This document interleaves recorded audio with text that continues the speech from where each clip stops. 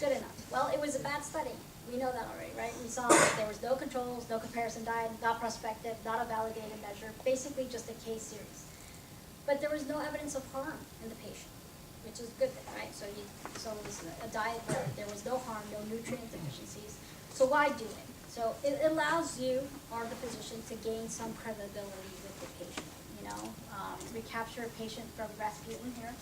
And then there was no NG2, and it was a low cost. So FODMAP diet doesn't cause harm to the patient, it's low cost. So that may be something that if someone is gonna have some symptom benefit would be a recommendation, okay? So by treating symptoms, you help the patient engage on inflammation, okay? So which patients are likely to benefit from low FODMAP diet? So people who have particularly history of bloating, abdominal distension, lots of gas, adhesions, slow motility, and of course lacking the ileocecal valve. Patients with history of small intestinal bacterial overgrowth who were responsive to antibiotics.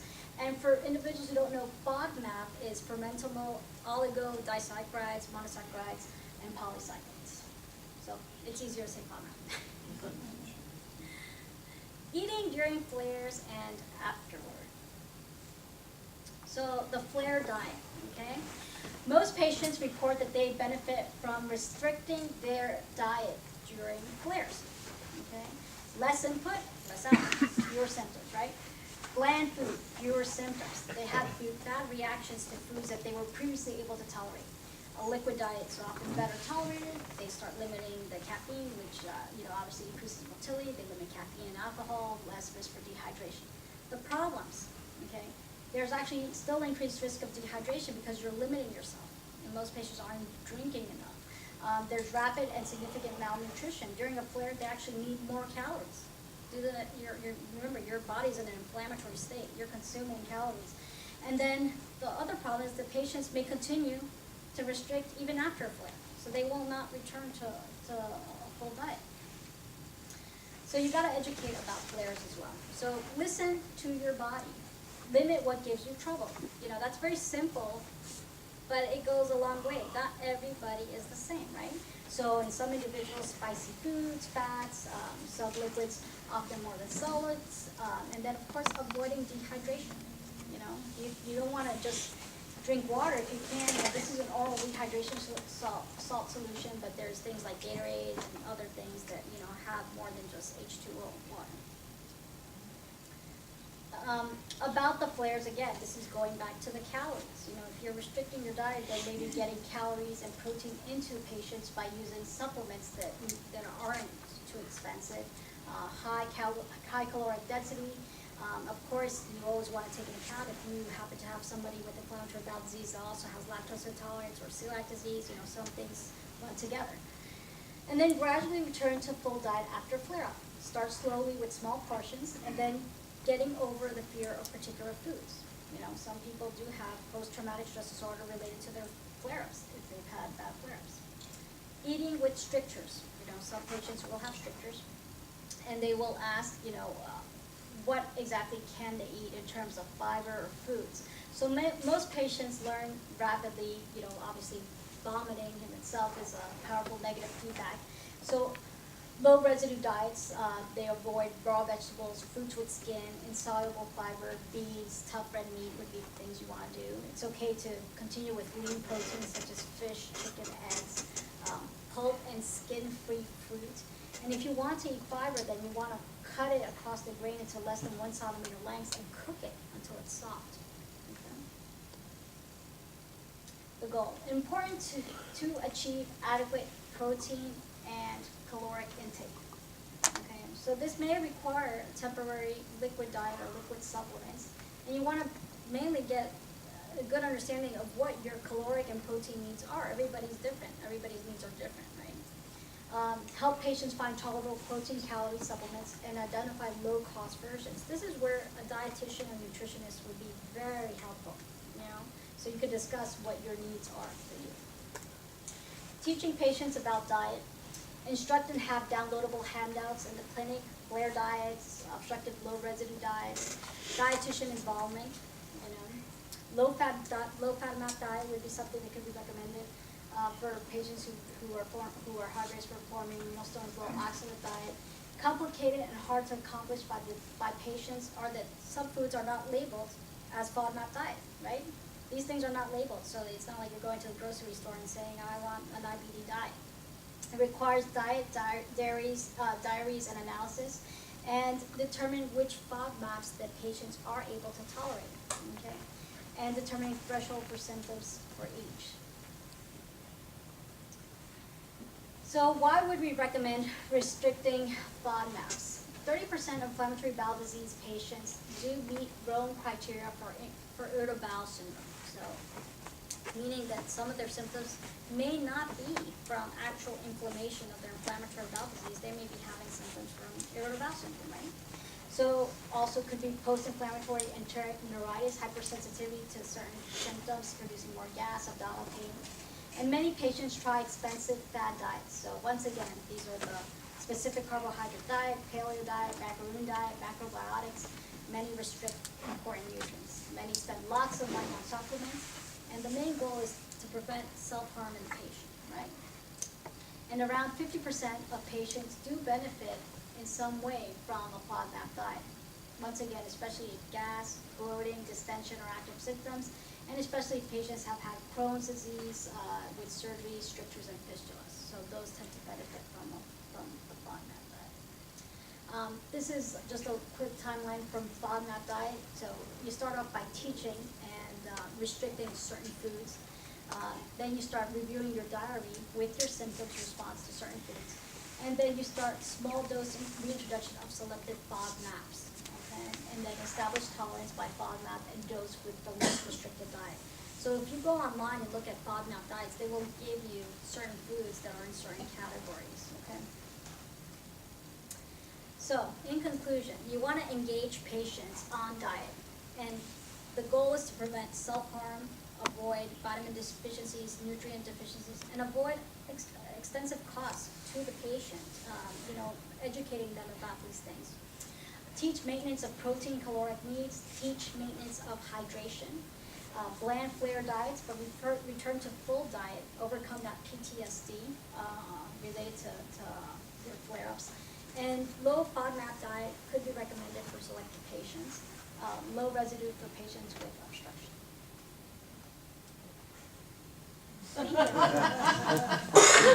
Any questions right now? I think that diet would work. I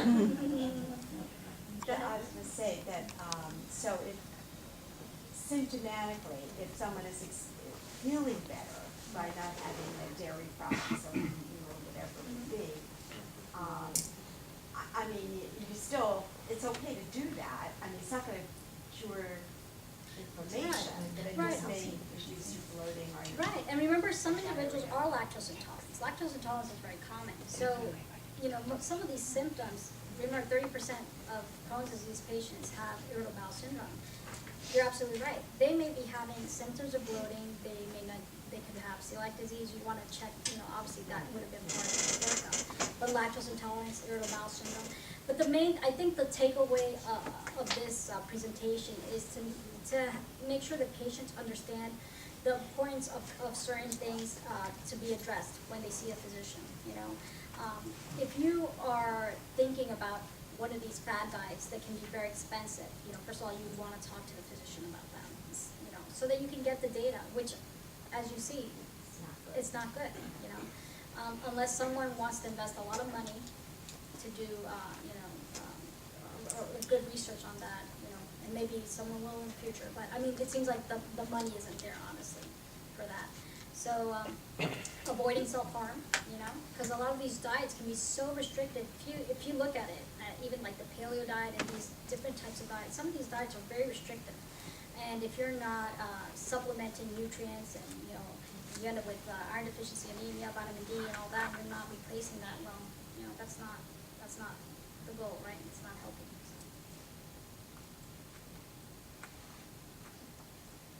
I'm afraid I didn't understand most of that because I don't know what FODMAP is. So FODMAP is fermentable oligo disaccharides, monosaccharides, and polysaccharides. still don't understand. Yeah, Right. so it's going down to your basically your breakdown in carbohydrates. You know, if you look at, it's the, I guess the biochemical structure if you're going down to what these sugars are. What kind of foods would that include or not include, or? So like, if you actually went down, and I wish I would have put a table on FODMAP. There's actually, different tables with certain food groups that are listed. So let's say if you wanted to eat mango and look it up, it will actually tell you, hey, this is a low FODMAP food versus the high FODMAP food. So it will list by fruit, vegetables, carbohydrates, proteins. Well, not protein, but I mean carbohydrates mainly, so the sugars. It's going down to sugars, your basic sugars. Does that make sense? I'm looking at it online right now. The categories it has are vegetables, fruits, protein, dairy, and non-dairy alternatives, and grains. That's the way it categorizes it Yeah, online. and it depends honestly which FODMAP you're doing, because there's different, like the one I like to use is the one from University of Arizona. And what it categorizes, it's more simplistic, because it will say low FODMAP versus high FODMAP. And low FODMAP is the suggestion, right? To eat Right, low the FODMAP suggestion foods. is right. Well, right. because things on the list here are beef, leafy greens. I mean, these are things that I can't eat. Right, so that's the thing, you know, if you go to this FODMAP diet, and that's why it was pertaining to certain patients, not all patients. It was saying, in patients particularly who complained of bloating, you know, people who've had surgeries and with small bowel restriction responsive, and small intestinal bacterial overgrowth responsive to antibiotics, it would be worth a try, because some individuals felt improvement. The data wasn't good on FODMAP diet, you saw that. Like, the actual data wasn't good. It was basically the patients feeling some improvement symptomatically. So if you put all inflammatory bowel disease patients on FODMAP diet, at least 50 may not say this is worthless, right? But maybe, another portion will say, hey, it benefited me from following that diet.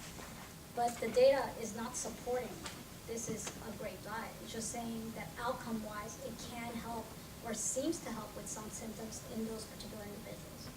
So if you look at the FODMAP diets, and that's why when I look at this, the FODMAP diet, I recommend, I try to use the ones that are more simple, that just say low FODMAP, high FODMAP, and then by tables, so that people can say, hey, I'm eating this, I didn't think it was causing bloating or symptoms, and then they would remove it and say, yeah, you know what, it didn't make a difference, I removed it or not. But it basically is trying to figure out if diet in itself, they're sensitive to getting some symptoms from bloating, but it's not changing the inflammation.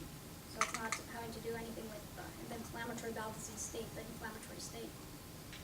Have you ever heard of any, nutritional or things to avoid in relation to bowel kinking? In other words, when the bowel wraps around and then you get blocked. Okay, so Foods nutritional. to avoid or not? That was talking about the obstructive low residue diet. So that's going towards obstruction, or some patients partial small bowel obstructions that they don't need surgery, but they're in the hospital, they can't Yeah. eat for like 2 days and it Right. resolves. Right. Yeah, that's going to that low restrictive diet for obstruction.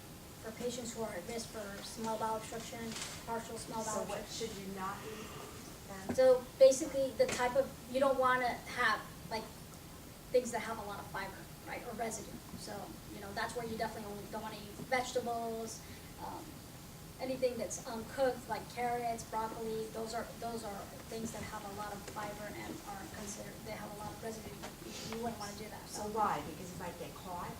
more Well, easily, or- right, it's not gonna get digested easily.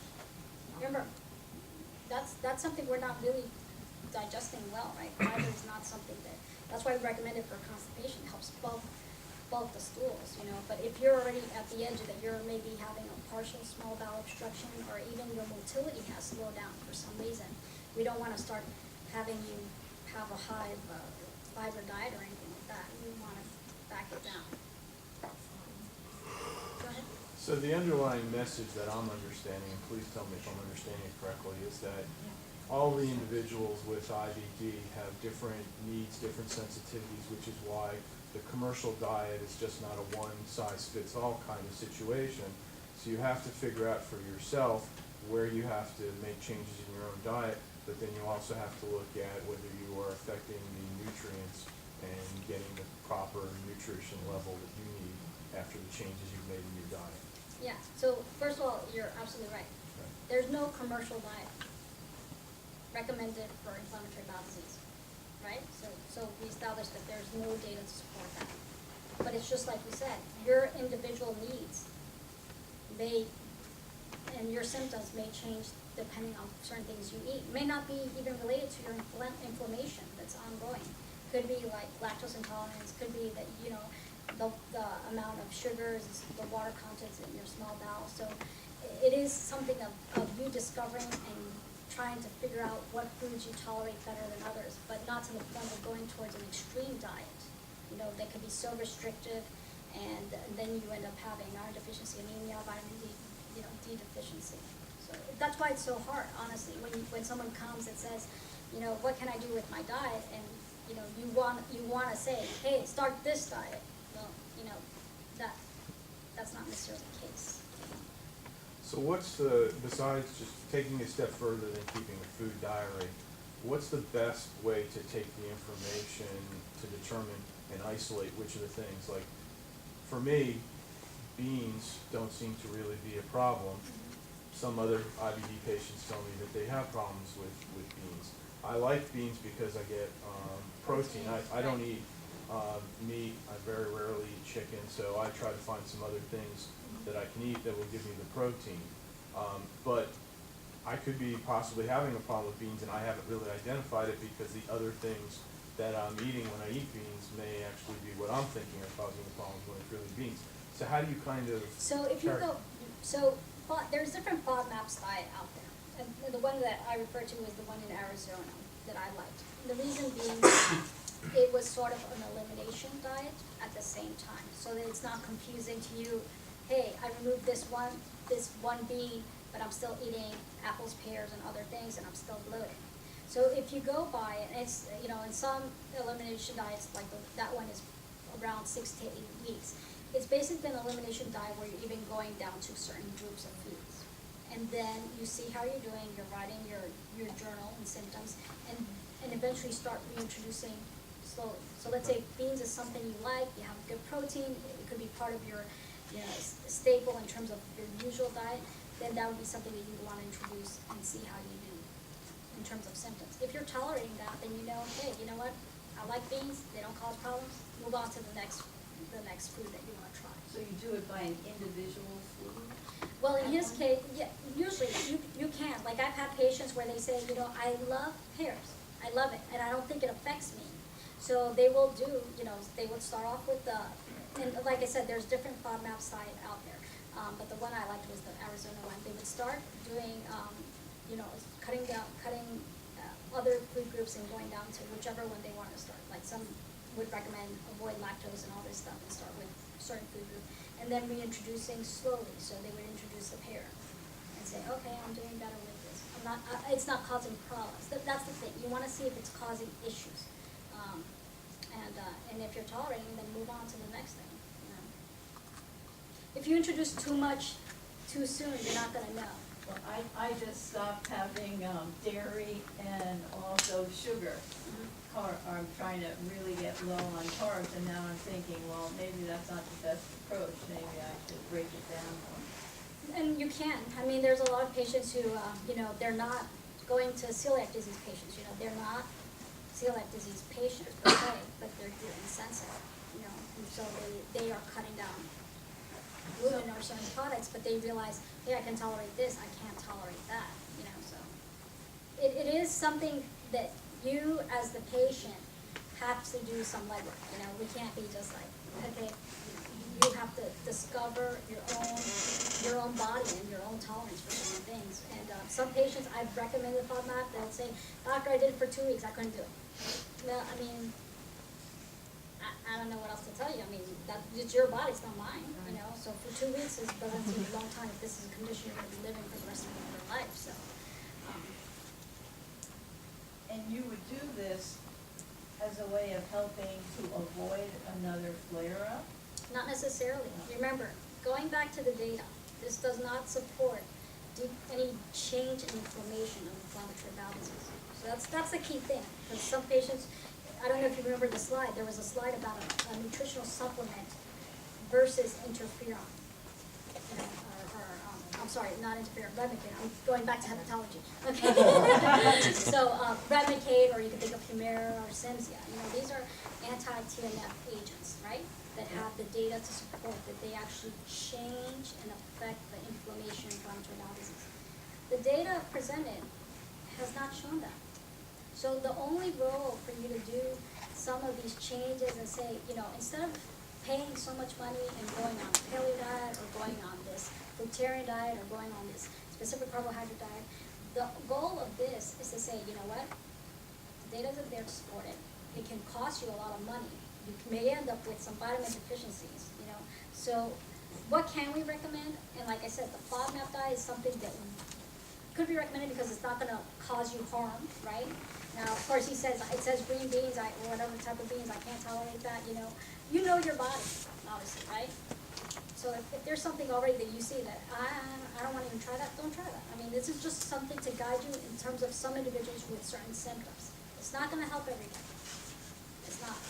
But at this point, our main goal is to make sure that you don't end up with vitamin deficiencies and that you're not having, you know, now you're restricting your diet to a point where you're getting malnourished or having protein deficiencies. And that you're not wasting your money. Does that make sense? Yes. I think when you can tolerate changes at different times of your illness. So at the beginning, you might not be able, if you have Crohn's disease, small bowel, you're not gonna tolerate iron and you know, even if you need it, if you have bleeding, you're not gonna tolerate, initially I tell everybody to go on a lactose-free diet, because you're not gonna tolerate lactose very well and wheat very well, but after you get better, you might be able to tolerate the foods. And everybody has a different body, like, you have, even if you don't have Crohn's disease, I have lactose intolerance, and I don't have anything, the only thing I have is lactose intolerance. Some people are allergic to milk, some people are allergic to different things. So everybody's a little different. They have never come up with one diet specific for everybody for IBD. I wish they would, it would make my life easier, but everybody has. But I tell everybody initially, and then later on, and I always have all my patients with Crohn's on vitamin with mineral supplement. But also in pediatrics, we have a lot of doctors, especially in Boston Children's, are coming out with the elemental diet. She says it's, you know, gross, but actually the Elecare vanilla is not bad. And we have some patients that are put into remission with no medications at all. And it's very hard to do in America because we all like to eat, and it's very social to eat. So you tell a kid, you know, who's going to school and who's having lunch to only be on an elemental formula for 24/7 for, you know, months and months, is very difficult. But they do it in England, and they get a lot of good results, and they're starting to do it in Boston Children's. Yeah. I have never been able to talk anybody into it. Yeah, it's a very difficult, and like I said, the data, the reason it's not, you know, there's not such good data is because they're not documenting endoscopic mucosal flow. They are in Boston, and they're getting good results. I haven't seen In kids. that. Yeah, I haven't seen that. How about adults? Yeah, I mean, I don't think any adult is gonna go for an elemental. I mean, that's, yeah. Any other questions?